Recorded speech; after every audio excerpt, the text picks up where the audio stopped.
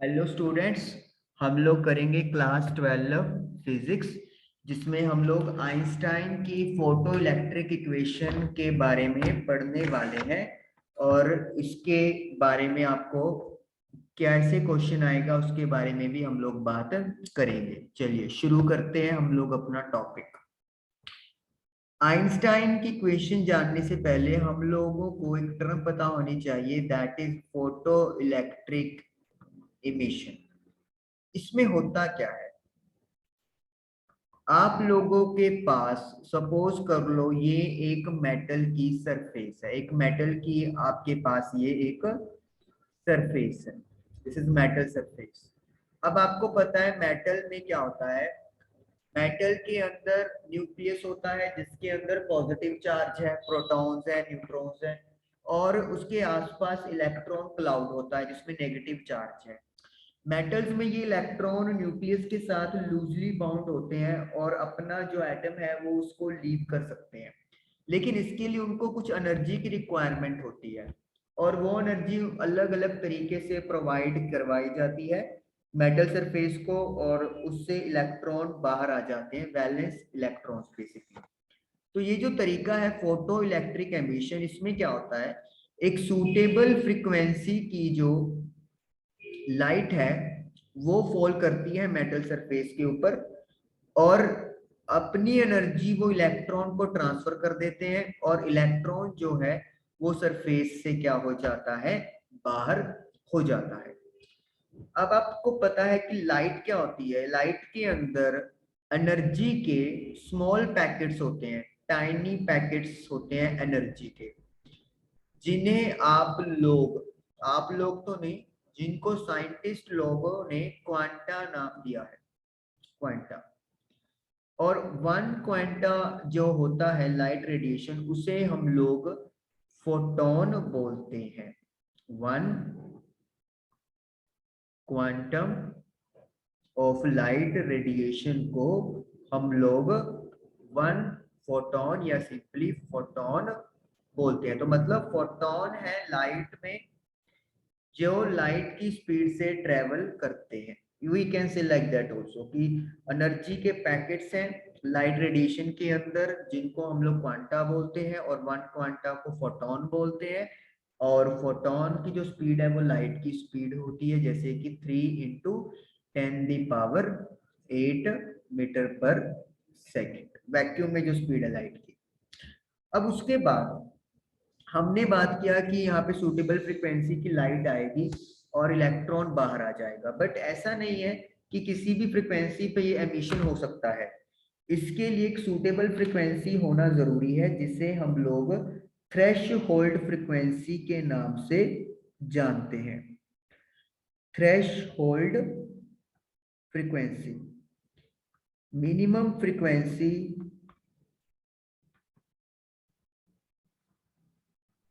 Of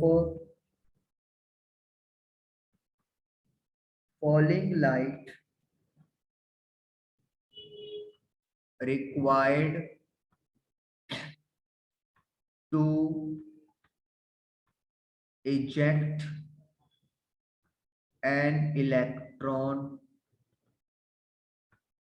from a given metal surface. एक metal की surface है, उससे आप लोग इलेक्ट्रॉन बाहर निकालना चाहते हो, तो वो आपको कितनी कम से कम फ्रीक्वेंसी लाइट की चाहिए, उसे बोलते हैं थ्रेश होल्ड फ्रीक्वेंसी बोलते हैं।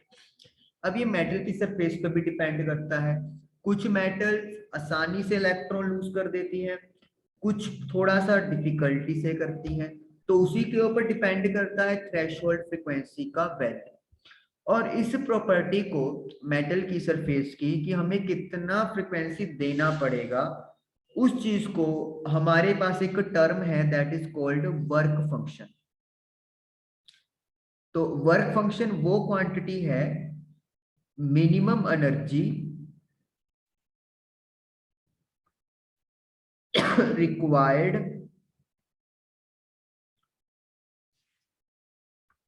to eject electron from a given metal surface. एक मेटल की सरफेस है, उसमें इलेक्ट्रॉन्स ट्रेवल कर रहे हैं, घूम रहे हैं। अब आप कम से कम कितनी एनर्जी दोगे ताकि वो इलेक्ट्रॉन बाहर आ जाए, उसे हम लोग वर्क फंक्शन बोलते हैं। वर्क फंक्शन के लिए जो सिंबल है वो फाई नोड यूज किया जाता है।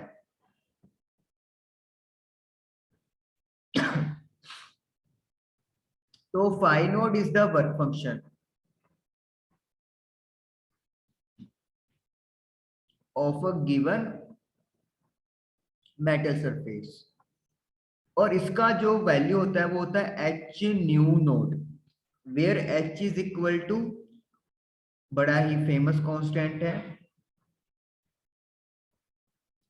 प्लैंक्स कांस्टेंट, जिसकी वैल्यू होती है 6.63 multiply by 10⁻⁻34 joule second. Okay, तो न्यू नोड क्या है जिसकी हम लोग बात कर रहे थे? Threshold frequency. कितनी फ्रीक्वेंसी तो चाहिए ही चाहिए ताकि इलेक्ट्रॉन बाहर आ जाए। तो किसी भी अगर आपको न्यूमेरिकल में वर्क फंक्शन की बात हो रही है तो मतलब that is phi naught is equal to h nu naught की बात हो रही है। आपको पता है एच कांस्टेंट है, कोई भी आप मटेरियल लोगे एच कांस्टेंट रहेगा। तो जो फाई नोड है वो डायरेक्टली प्रोपोर्शनल चला गया है थ्रेश होल्ड फ्रिक्वेंसी के, यानी कि जितनी ज्यादा फ्रिक्वेंसी रिक्वायर्ड होगी उतना ज्यादा वर्क फंक्शन लगेगा, यानी कि इलेक्ट्रॉन निकालने के लिए उतना ही हमें ज्यादा एनर्जी प्रोवाइड करना पड़ेगा। ओके जी, उसके बाद ये तो हो गया कि मेटल की सरफेस को जितनी मिनिमम एनर्जी चाहिए। सेकंड हम लोग पढ़ेंगे कि जो हम लोग एनर्जी देते हैं, या फिर हम लोग कह सकते हैं एनर्जी ऑफ द फोटोन। अब हमें पता है लाइट रेडिएशन फॉल कर रही है, गिर रही है, उनके अंदर फोटोन है। तो फोटोन की एनर्जी को रिप्रेजेंट किया हम लोगों ने फाई के साथ, और इसका फॉर्मूला बन गया एच न्यू। एच तो प्लैंक्स कांस्टेंट है, और न्यू क्या है? New is the frequency of the light radiation, या फिर हम लोग इसको फोटोन की फ्रीक्वेंसी भी कह सकते हैं। तो work function H new not है और एनर्जी एच न्यू है जो आ रही है। अब होता क्या है, अगर न्यू जो है वो न्यू नोड के इक्वल हो जाए, मतलब जो फ्रीक्वेंसी है वो थ्रेशोल्ड के इक्वल हो जाए, तो इलेक्ट्रॉन क्या करेगा? जस्ट एस्केपिंग, एस्केपिंग में बच जाएगा या भाग जाएगा फ्रॉम द एटम, एटम से भाग जाएगा। लेकिन इसके पास काइनेटिक एनर्जी कुछ भी नहीं होगी, kinetic energy will be zero, क्योंकि जितनी एनर्जी इसके ऊपर आई है वो सिर्फ उसको बाहर निकालने के लिए ही लगी है। इसके अलावा कोई एनर्जी बचे ही नहीं जिसको इलेक्ट्रॉन किसी और तरीके से यूटिलाइज कर पाए। तो म्यू जब म्यू नॉट के इक्वल होगा तो इलेक्ट्रॉन जस्ट अपना एटम छोड़ देगा, लेकिन वो आगे मूव नहीं कर पाएगा। उसके बाद अगर फ्रीक्वेंसी जो आप दे रहे हो फोटोन की वो थ्रेशोल्ड से कम है, तो उसमें क्या है? Electron will not leave it's atom. Electron अपनी जगह पर रहेगा, इलेक्ट्रॉन अपनी एटम नहीं छोड़ने वाला। क्यों? क्योंकि उसको इतनी एनर्जी दी ही नहीं हम लोगों ने कि वो उस एनर्जी को गेन करके एटम से बाहर आ सके। हमारी एनर्जी जो है वो तो उसकी फोटोन इलेक्ट्रॉन की एनर्जी से कम रह गया, तो इसीलिए इलेक्ट्रॉन इस केस में बाहर नहीं आएगा। लेकिन अगर हमारी एनर्जी फोटोन की एनर्जी इलेक्ट्रॉन की एनर्जी से ज्यादा है, क्योंकि हमने अभी देखा एनर्जी सिर्फ फ्रीक्वेंसी पर डिपेंड करता है, तो अगर हमारा गिवन फ्रीक्वेंसी इलेक्ट्रॉन की फ्रीक्वेंसी से ज्यादा हुआ तो इलेक्ट्रॉन जो है not only leave it's atom, सिर्फ ये अपनी एटम ही नहीं छोड़ेगा, अलोंग विद दैट, इसके साथ, इट विल मूव, ये मूव भी करेगा, showing kinetic energy is not equal to zero, मतलब ये चलना शुरू कर देगा, ये जाना शुरू कर देगा, तो इसका मतलब क्या है कि ये मूवमेंट शो करेगा, kinetic energy half m p square. तो इसका मतलब क्या है, हमने एनर्जी दिया 5 नोड तो चला गया इलेक्ट्रॉन को बाहर निकालने में, और एक्स्ट्रा एनर्जी बच गया काइनेटिक एनर्जी में कन्वर्ट हो गया।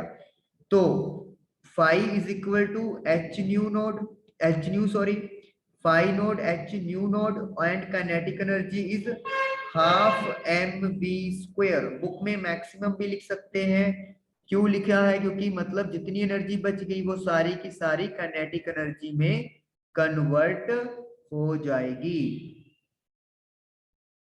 तो इस तरीके से यू कैन सी कि ये आपके पास एक इक्वेशन दिख रही है, और यही है आइंस्टाइन की photo electric equation, photo electric equation.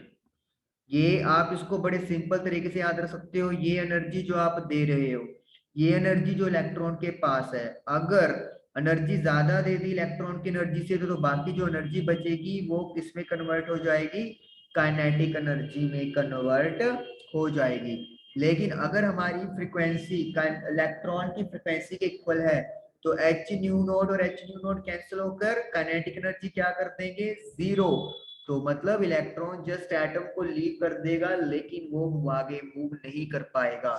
लेकिन अगर हमारी फ्रीक्वेंसी इलेक्ट्रॉन की फ्रीक्वेंसी से कम हुई, तो यू कैन क्लियरली से कि काइनेटिक एनर्जी नेगेटिव हो जाएगी, जो कभी भी पॉसिबल नहीं है, और इसीलिए कभी भी इलेक्ट्रॉन अपना एटम नहीं छोड़ेगा। आइए एक न्यूमेरिकल करते हैं इसी के बेसिस पे। यहाँ पे फॉर्मूला लिख रहे हैं, half m v square is equal to h nu minus h nu naught. Parameter सुन लो, एम मास ऑफ इलेक्ट्रॉन है, वी स्पीड ऑफ इलेक्ट्रॉन है, एच प्लैंक्स कांस्टेंट है, nu frequency of light radiation है, nu naught frequency of electron, या फिर simply हम लोग कह सकते हैं जिस मेटल की बात हो रही है उसमें जो इलेक्ट्रॉन है उसकी फ्रीक्वेंसी क्या है, उसकी बात होती है। चलिए एक मैं आपको न्यूमेरिकल यहाँ पे करवाता हूँ ढूंढ के।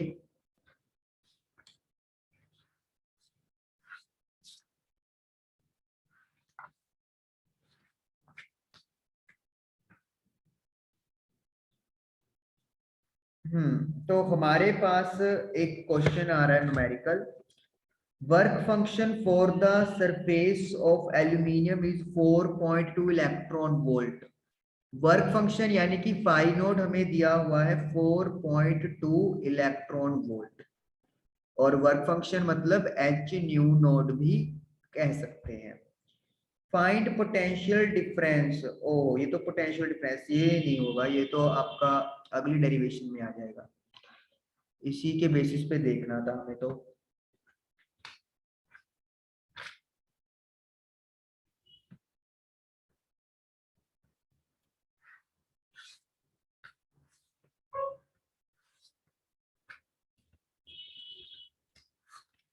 बहुत न्यूमेरिकल्स हैं, मिल ही नहीं रहे अभी। जो नेक्स्ट टॉपिक्स हैं उनके न्यूमेरिकल्स दिख रहे हैं सभी आंखों के सामने। ये भी बहुत बड़ी स्कीम है।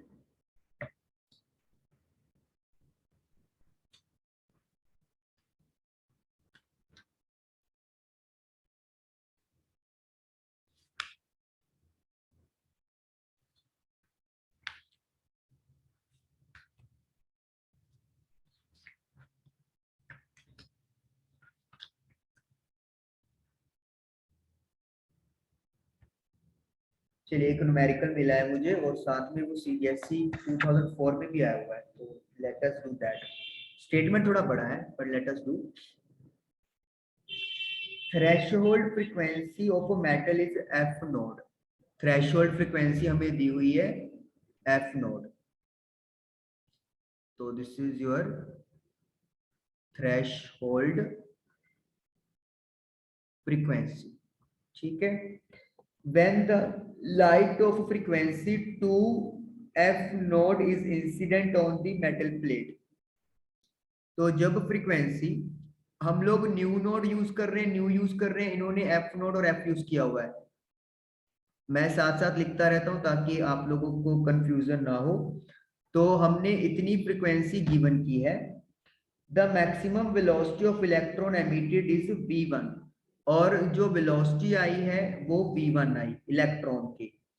when the frequency of incident radiation is increased to 5f node, दूसरे केस में देखिए, दूसरे केस में जो थ्रेशोल्ड है वो तो चेंज नहीं होने वाला, लेकिन जो अब फ्रीक्वेंसी है वो अब बदल के कहता है 5f नोड कर दी।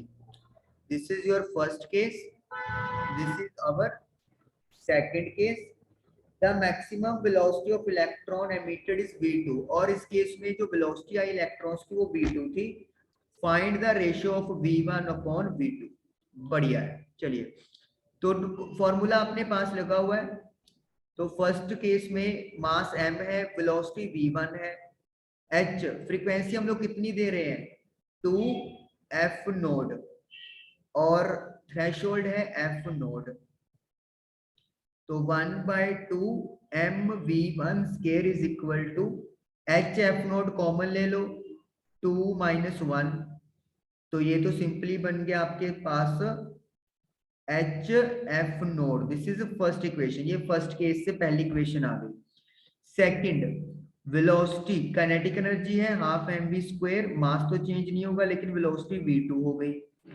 h जो फ्रीक्वेंसी हम लोग दे रहे हैं वो 5f नोड है, और स्टार्टिंग वाली फ्रीक्वेंसी f नोड ही है। Half mv2 square is equal to 5hf naught में से 1f नोड माइनस करेंगे तो we will get 4f naught, 4hf naught. अब आपके सामने ना 4 तो एज इट इज लिख लो, hf नोड की वैल्यू क्या है हाफ m v1 स्क्वायर, तो पुट कर सकते हैं फ्रॉम 1 से, कर सकते हैं। हाफ के साथ हाफ कट गया, m के साथ m कट गया, तो 1/4, ये 4 डिवाइड में आ गया, v2 को उधर ले जाओ, v1 अपॉन v2 निकालना है तो दोनों तरफ रूट करना पड़ेगा।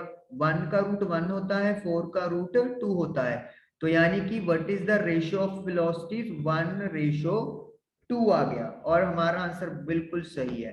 तो देखो आप लोगों को अगर इक्वेशन प्रॉपरली पता है, प्रॉपर पैरामीटर्स पता है, तो बड़े आसानी के साथ आपका न्यूमेरिकल्स हो जाएंगे। थ्रेशोल्ड फ्रीक्वेंसी क्यों नहीं बदला, क्योंकि हमारे पास जो मेटल का सरफेस था वो फिक्स था, वो हमने चेंज नहीं किया। तो आई होप कि फोटोन आइंस्टाइन की फोटो इलेक्ट्रिक इक्वेशन आपको क्लियर हुई होगी और इसका न्यूमेरिकल भी क्लियर हुआ होगा। Thank you for watching the video.